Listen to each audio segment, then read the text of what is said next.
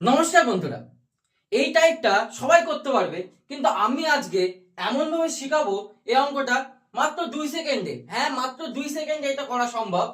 অঙ্কটা কি বলেছে, কেরোসিন তেলের মূল্য পরপর দুবার 20% এবং 30% বৃদ্ধি হলো, তাহলে মোটের উপর শতকরা বৃদ্ধির হার কত?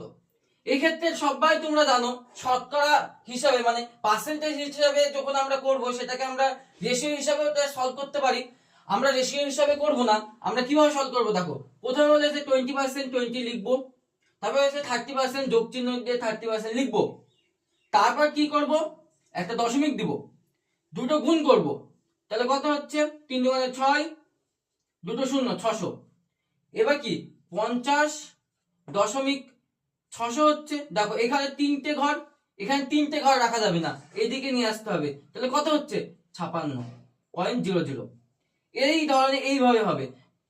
যদি এটাকে আমরা রেশিও মেথডে করতাম, কি বলেছে 20% বৃদ্ধি, 20% বৃদ্ধি মানে 1/5, 1/5 মানে কি 5 টাকা থেকে 6 টাকা হয়েছে।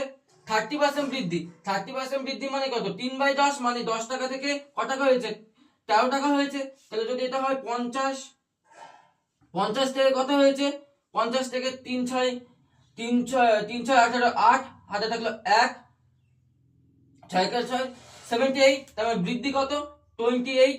কতর মধ্যে বৃদ্ধি 50-এর মধ্যে বৃদ্ধি, 50-এর মধ্যে 100 দিয়ে গুণ করলে বেরিয়ে আসবে 2, তাহলে কত হচ্ছে 56। দেখো এটা আর এটা মিলে যাচ্ছে, অপশন নাম্বার কত সি। যদি অঙ্কটা ভালো লেগে থাকে অবশ্যই একটা লাইক এবং সাবস্ক্রাইব করে আমার চ্যানেলের পাশে থাকবেন। ধন্যবাদ।